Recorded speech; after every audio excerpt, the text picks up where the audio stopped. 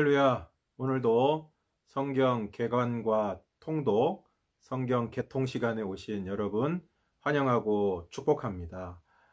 이 시간 제목처럼 이 시간을 통해서 우리가 성경에 있는 내용들을 함께 개관하고 또 함께 중요한 구절들을 읽어가는 통독을 통해서 정말 우리가 성경에 더욱더 많은 이해를 가지고 정말 그야말로 도로가 개통되는 것처럼 하나님의 말씀에 대한 우리의 이해 그리고 깨달음이 정말 뻥 뚫리는 개통되는 그러한 은혜의 시간이 될 수 있기를 바랍니다. 오늘은 지난 시간 역대상에 이어서 역대하의 내용을 함께 살펴보도록 하겠습니다.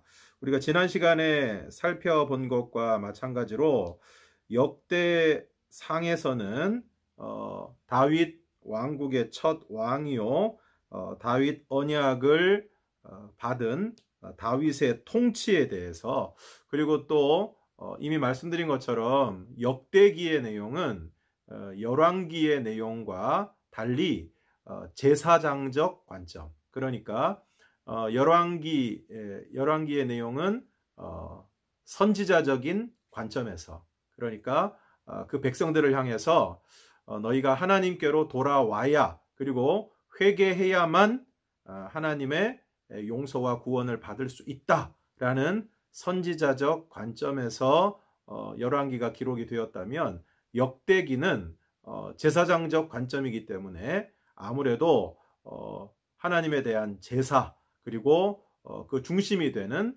성전에 대한 부분들, 그런 부분들을 중심으로 해서 그런 관점으로 기록되었다는 것을 우리가 기억을 해야 할 것입니다. 그래서 그러한 제사장적 관점에서 중요한 성전, 그래서 다윗이 성전 건축에 대한 준비를 하는, 그래서 거기에 초점을 맞추어서 역대상이 기록되었다는 것을 말씀을 드렸습니다. 오늘 이어서 이제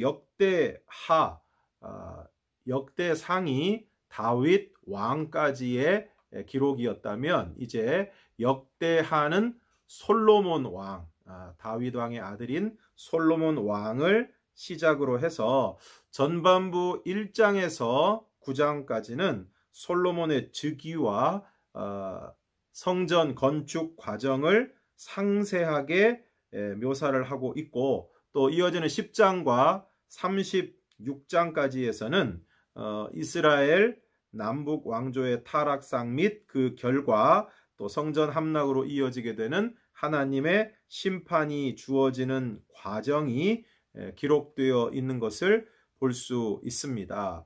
좀 더 세분해서 우리가 살펴보면 제1부 솔로몬의 성전 건축과 통치에 대해서 1장에서부터 9장까지 그 내용이 나오고 있습니다. 특별히 1장에서는 솔로몬의 등극 과정을 보도를 하고 있습니다. 그가 일천번제를 드리고 하나님을 대신하여 선민을 잘 다스릴 수 있도록 무엇보다 지혜를 구함으로 부귀와 영화의 복도 함께 받았음을 이야기하고 있습니다. 그리고 2장에서 7장이 바로 성전 건축에 대한 기사인데, 2장에서는 성전 건축 준비 과정, 그리고 3장 4장은 성전 건축 과정, 그리고 5장의 언약궤의 지성소 안치로 인한 성전의 최종 준공, 그리고 6장과 7장에서는 성전 낙성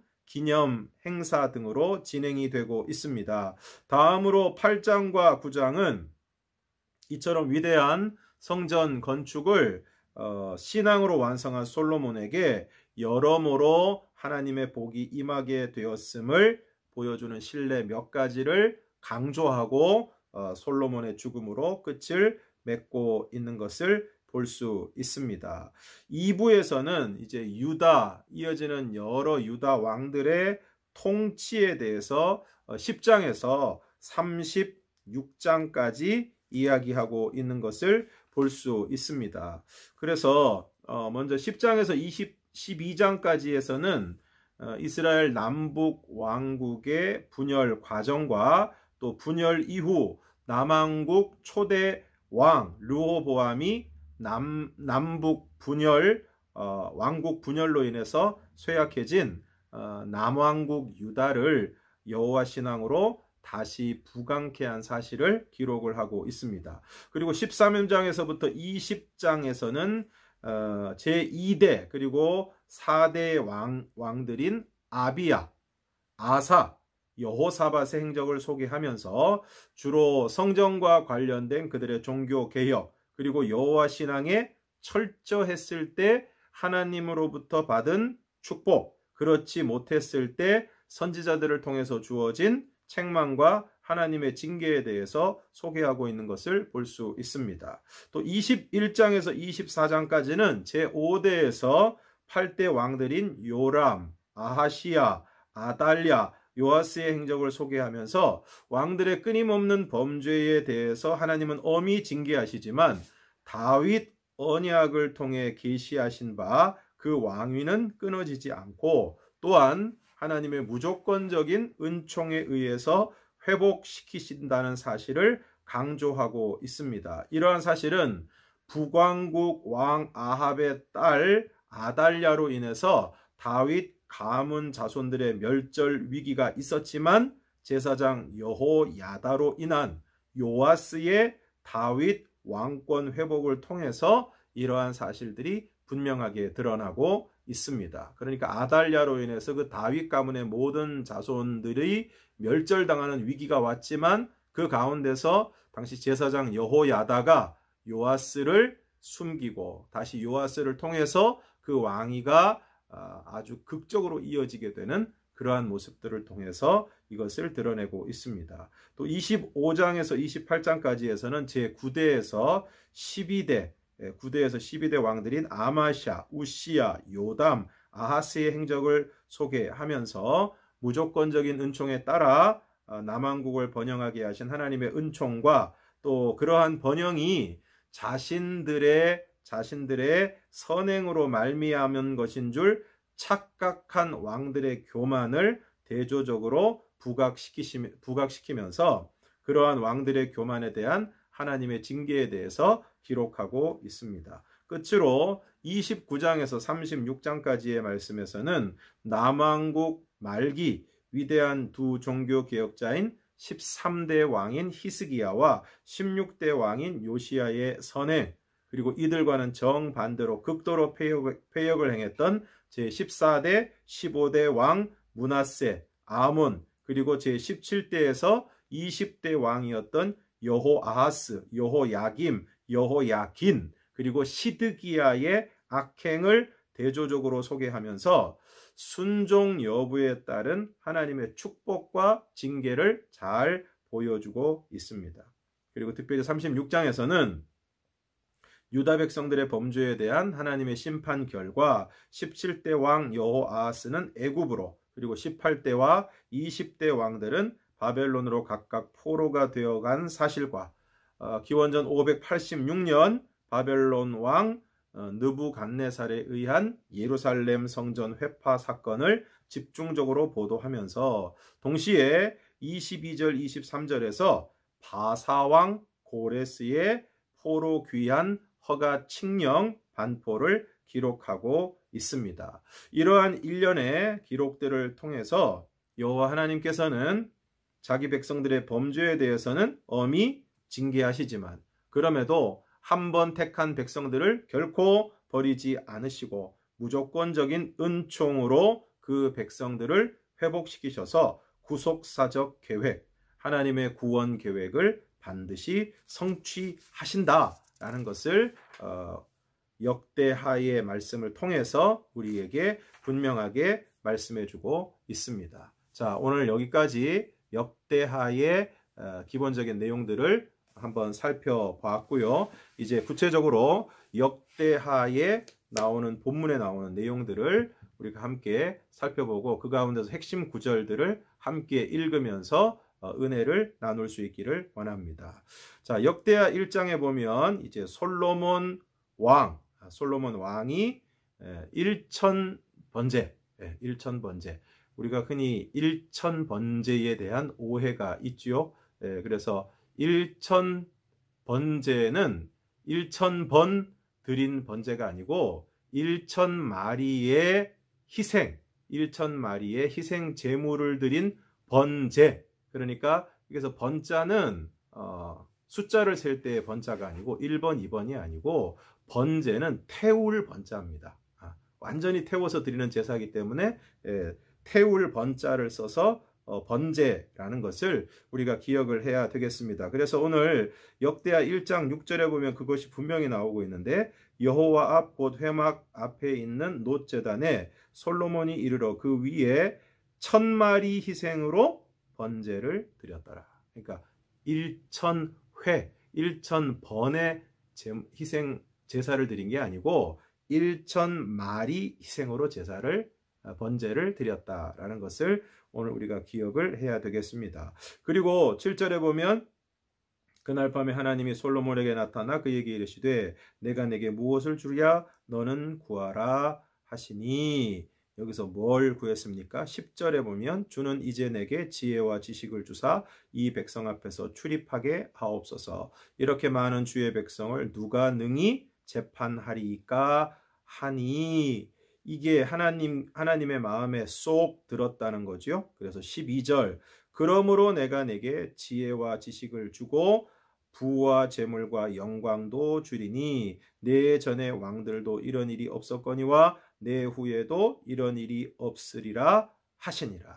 그러니까 오늘 1000마리의 희생을 하나님 앞에 드리고 하나님께서 무엇을 줄까 했을 때 오늘 이 솔로몬이 이 백성들을 다스릴 수 있는 지혜와 지식을 주십시오 라고 했을 때 하나님이 지혜와 지식을 주고 부와 재물과 영광도 주셨다라는 것을 우리가 기억할 수 있습니다. 이처럼 우리가 하나님의 마음에 합한 것을 구하게 되면 하나님께서는 오늘 우리에게 구하지 않은 것까지도 허락하여 주시는 복을 우리에게 허락해 주신다라는 것입니다.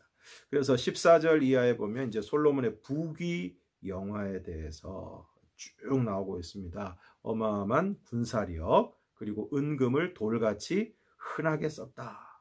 그리고 이제 2장에서는 앞에서 말씀드린 것처럼 이제 성전 건축을 준비를 하게 됩니다. 그래서 사람들, 짐꾼, 그리고 뭐 감독할 사람들, 그 다음에 거기에 필요한 재료들, 그리고 두로왕 후람에게 건축에 필요한 목재를 보내달라 뭐 이런 얘기들을 하고 있는 것을 볼 수 있습니다. 그리고 2장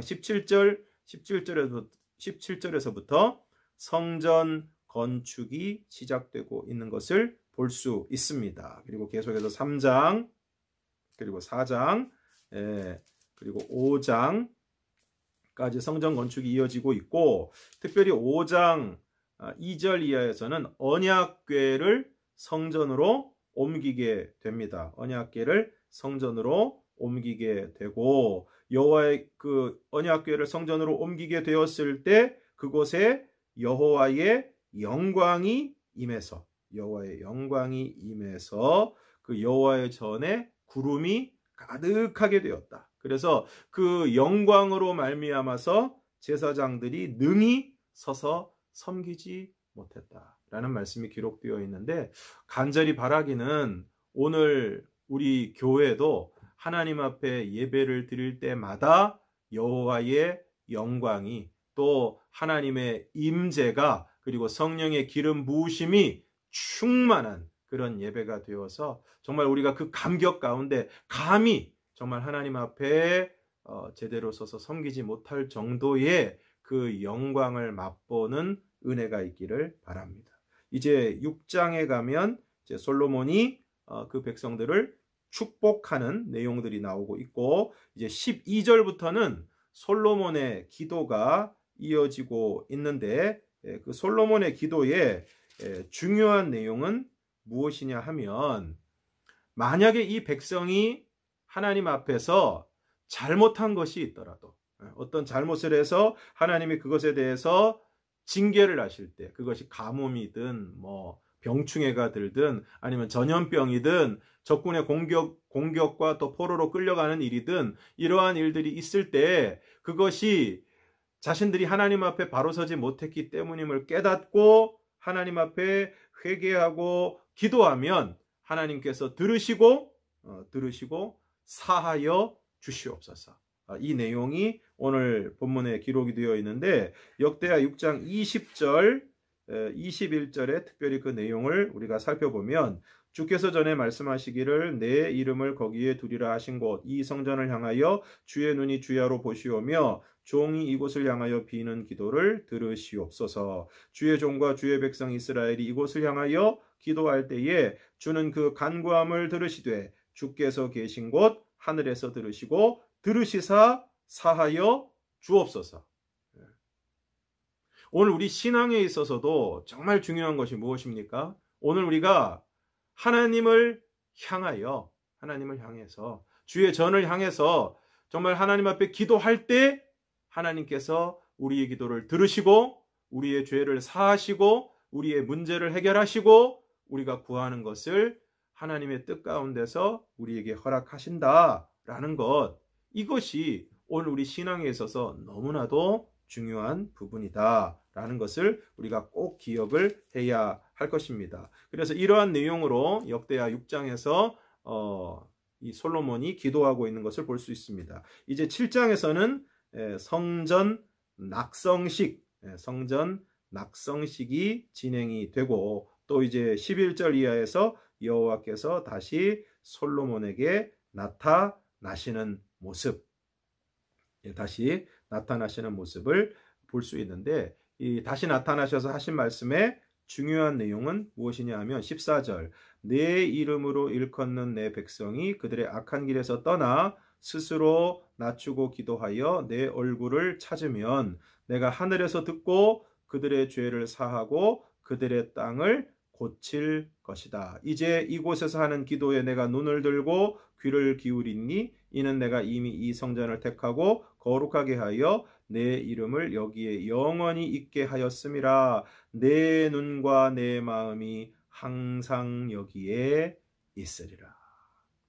다시 말씀드리지만 오늘 우리가 악한 길에서 떠나 스스로 낮추고 기도하여 하나님의 얼굴을 찾으면 하나님께서는 하늘에서 들으시고 우리의 죄를 사하시고 우리의 땅을 고치실 것이라고 우리에게 분명하게 말씀해 주고 있습니다. 또 내 눈과 내 마음이 항상 여기에 있으리라. 오늘날에는 건물로서의 성전의 개념보다 더 중요한 것은 우리가 예배하는 곳 그리고 기도하는 그 자리가 바로 하나님이 계시는 하나님의 임재의 자리.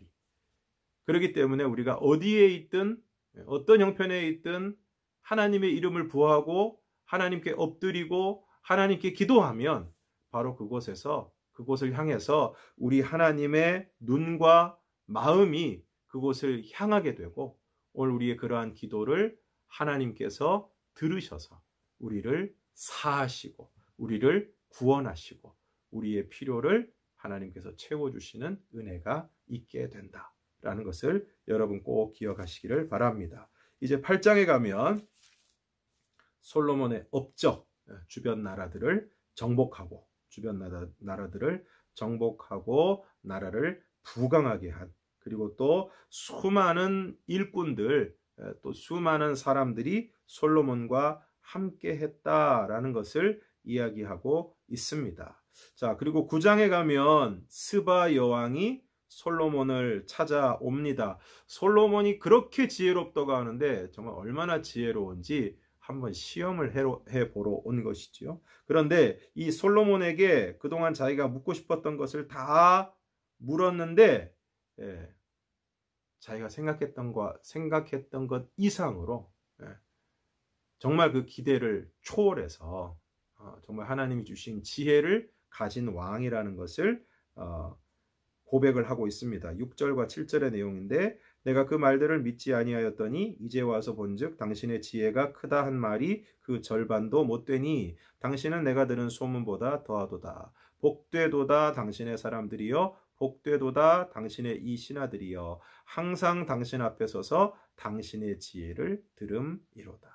그러면서 준비해 가지고 온 어마어마한 예물을 솔로몬에게 주는 그런 장면이 나오고 있습니다. 13절 이하에서는 솔로몬의 재산과 지혜에 대해서 쭉 얘기하고 있는 것을 볼 수 있습니다. 세입금의 무게가 세금으로 드리게 되는 그 금의 무게가 666달란트. 이 달란트 하면은 저마다 조금 기준이 다르긴 하지만 이게 어마어마한 무게의 최고 단위인데 한 달란트도 어마어마한 무게인데 무려 666달란트였다라는 것을 이야기하고 있습니다. 22절 이하에서는 솔로몬 왕의 재산과 지혜가 천하의 모든 왕들보다 큰지라. 그래서 솔로몬이 최고의 부자 그리고 최고의 지혜가 있는 사람이다 라는 것을 이야기하고 있습니다. 그리고 29절 이하에서는 솔로몬의 죽음에 대해서 이야기를 하고 있고, 자, 솔로몬이 죽게 되었을 때 우리가 잘 알고 있는 것처럼 북왕국, 북쪽 지파들의 배반으로 인해서 남왕국과 북왕국이 갈리게 되는 그러한 일들이 있게 됩니다. 그 내용이 이제 10장에 나오고 있죠. 북쪽 지파들의 배반. 우리가 잘 알고 있는 것처럼 북쪽 지파들의 지도자인 여로보암이 르호보암을 찾아와서 그동안 우리가 당신 아버지 밑에서 너무 힘들었다. 우리의 노역을 가볍게 해달라. 그렇게 했을 때 처음에는 그 나이가 지극한 원로들에게 자문을 구했고 그들은 조금 이렇게 부담을 줄여줘야 된다. 이렇게 얘기를 했지만 이 젊은 자기 또래의 사람들의 이야기를 듣고 더 강하게 해야 된다. 그래서 더 강하게 해야 된다라는 조언을 채택을 해서 내 새끼손가락이 내 아버지의 허리보다 굵다. 아버지는 가죽 채찍으로 너희들을 다스렸지만 나는 전갈 채찍으로 한다. 그래가지고 북쪽에 있는 10지파가 돌아서게 되는 결과를 낳게 됩니다. 그리고 결국 남왕국과 북왕국이 분열되는 안타까운 사건이 벌어지는 것을 볼 수 있습니다. 그리고 11장에서는 르호보암이 유다와 베냐민 족속을 모아서 이제 자기들의 이스라엘과 싸워서 나라를 회복하려고 했지만 여호와의 말씀이 스마야 선지자에게 임해서 싸우지 말라. 그래서 치러 갔던 길에서 되돌아오는 그리고 르호보암이 방비하는 성읍들을 건축하게 되는 모습을 볼 수 있습니다. 그리고 12장에 가면 르호보암의 나라가 견고하고 세력이 강해짐에 그가 여호와의 율법을 버리니 온 이스라엘이 본받은지라. 항상 뭐가 좀 잘 되고 강해지고 이러면 조심해야 됩니다. 사람이 교만해지면 하나님을 버리고 하나님의 말씀을 버리기가 쉽습니다. 르호보암이 그랬다는 거죠. 그래서 르호보암이 그들이 여호와께 범죄하였으므로 르호보암 왕 제5년에 애굽 왕 시삭이 예루살렘을 치러 올라왔다. 그래서 하나님께서 5절 하반절에서 보면 너희가 나를 버렸으므로 나도 너희를 버려 시삭의 손에 넘겼노라. 그러니까 6절에서 이에 이스라엘 방백들과 왕이 스스로 겸비하여 이르되 여호와는 의로우시다 하매 7절 여호와께서 그들이 스스로 겸비함을 보신지라 여호와의 말씀이 스마야에게 임하여 이르시되 그들이 스스로 겸비하였으니 내가 멸하지 아니하고 저희를 조금 구원하여 나의 노를 시삭의 손을 통하여 예루살렘에 쏟지 아니하리라. 그래서 시삭이 이 유다를 공격을 했다가 그 여러 가지 보물과 창고에 있는 물건들 그것들만을 빼앗고 이제 돌아가게 되는 그러한 일들이 벌어지고 있습니다. 그리고 13절 이하에서는 르호보암의 죽음에 대해서 얘기하고 있고 13장에서는 여로보암 왕 18제의 아비야가 유다의 왕이 되었다. 그리고 아비야와 여로보암 사이에 있었던 전쟁에 대해서 이야기하고 있고, 또 14장에는 아사가 유다의 왕이 되고, 15장에 가면 이제 아사의 개혁에 대해서 이야기하고 있는 것을 볼 수 있습니다. 그래서 아사가 유다의 여러 가지 제대로 되지 못했던 것들을 개혁을 하고, 특별히 16절에 가면 아사 왕의 어머니 마아가가 아세라에 가증한 목상을 만들었으므로 아사가 그의 태후의 자리를 폐하고 그의 우상을 찢고 빻아 기드론 시냇가에 불살랐다. 아주 철저한 개혁을 하고 있는 것을 볼 수 있습니다. 그래서 17절 하반절에 보면 아사의 마음이 일평생 온전하였다, 이렇게 이야기하고 있습니다. 16장에 가면 다시 이스라엘과 유다의 충돌에 대해서 이야기를 하고 있는데, 이스라엘 왕 바아사가 유다를 치러 올라와서 라마를 건축을 했는데, 유다 왕 아사가 아람 왕 베나닷에게 사람을 보내어서 은금을 내어다가 그것을 보내어서 그것을 막아달라, 그렇게 얘기를 해가지고 이제 아람 왕 베나닷이 그것을 치고 이스라엘 성읍들을 치고, 그래서 이 이스라엘 왕 바아사가 듣고 라마를 건축하는 일을 포기한 사건에 대해서 이야기를 하고 있습니다. 17장에는 여호사밧이 이제 유다의 왕이 된 것을 볼 수 있습니다. 그래서 여호사밧이 유다의 왕이 되어서 아주 선한 왕인데, 여호와께서 3절에 보면 여호와께서 여호사밧과 함께 하셨으니 이는 그가 그의 조상 다윗의 처음 길로 행하여 바알들에게 구하지 아니하고 오직 그의 아버지 하나님께 구하며 그의 계명을 행하고 이스라엘의 행위를 따르지 아니하였음이라, 그렇게 말씀하고 있죠. 그러니까 어떻게 됐습니까? 5절에 그러므로 여호와께서 나라를 그의 손에서 견고하게 하심에 유다 무리가 여호사밧에게 예물을 드렸으므로 그가 부귀와 영광을 크게 떨쳤더라. 그가 전심으로 여호와의 길을 걸어 산당들과 아세라 목상들도 유다에서 제거하였더라. 아주 훌륭한 왕이죠, 여호사밧이. 그래서 이 모든 성경이 그렇지만 특별히 열왕기 그리고 역대기에서 그 나라의 왕 그리고 그 통치 기관들 속에서 그 왕의 통치에 대해서 이 성경이 평가하고 있는 것은 얼마나 뛰어난 외교를 했느냐, 얼마나 국방을 잘했느냐, 얼마나 백성들의 삶을 윤택하게 했느냐, 그것도 중요하지만 더 중요한 것은 그 왕이 하나님과의 관계 속에서 얼마나 하나님 앞에 신실했느냐, 그것을 오늘 중요하게 보는 것을 우리가 알 수 있습니다. 그러니까 그 사람이 가지고 있는, 그리고 그 왕이 가지고 있는 어떤 개인적인 역량, 지도력, 이런 것보다 더 중요한 것은 그 왕이 혹은 지도자가, 그리고 또 나아가서는 그 백성들이 하나님과의 관계 속에서 얼마나 신실하게 하나님을 섬기고 또 그의 말씀을 따라 살아갔는가. 그리고 그렇게 했을 때 하나님께서는 나라를 견고하게 하시고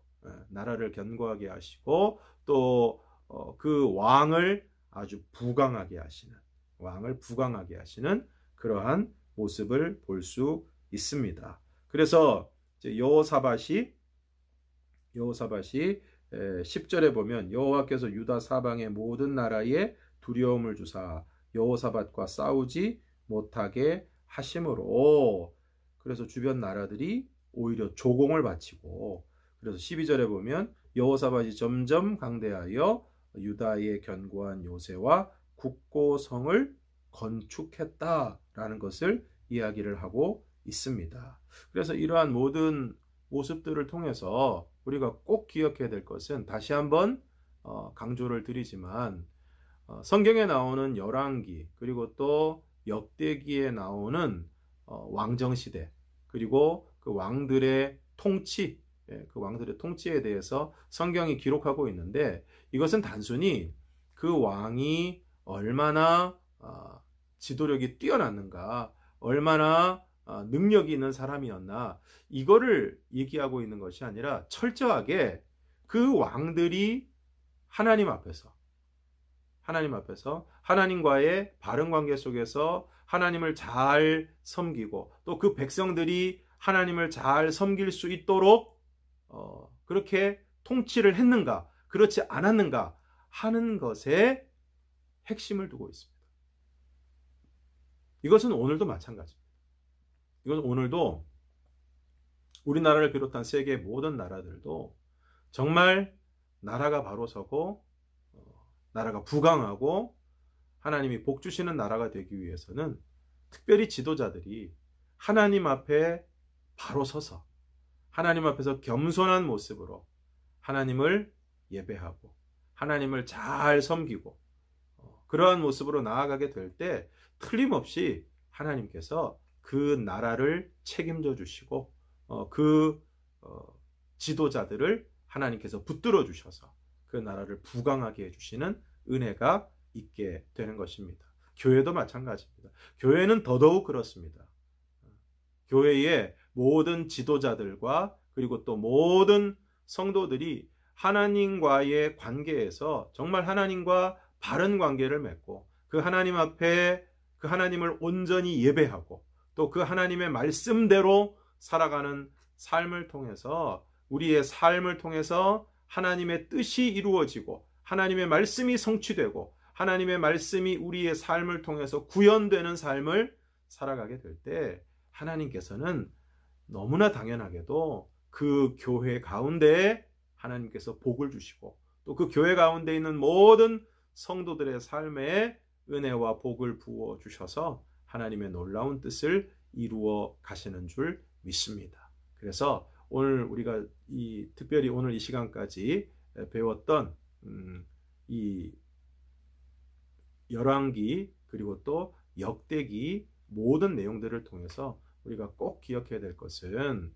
왕이든 나라든 교회든 가정이든 그리고 성도 개인이든 가장 중요한 것은 하나님과의 바른 관계 속에서 하나님을 온전히 예배하고 또 무엇보다 하나님의 말씀을 듣고 배우고 깨닫고 그리고 그 말씀대로 살아가는 삶을 살아가게 될 때 오늘 특별히 우리 17장에서 여호사밧 왕에 대해서 하나님께서 말씀하신 것처럼, 그러므로 여호와께서 나라를 그의 손에서 견고하게 하심에 유다 무리가 여호사밧에게 예물을 드렸으므로 그가 부귀와 영광을 크게 떨쳤다 라고 말씀하고 있는 것처럼, 오늘 우리 모든 성도들도 하나님과의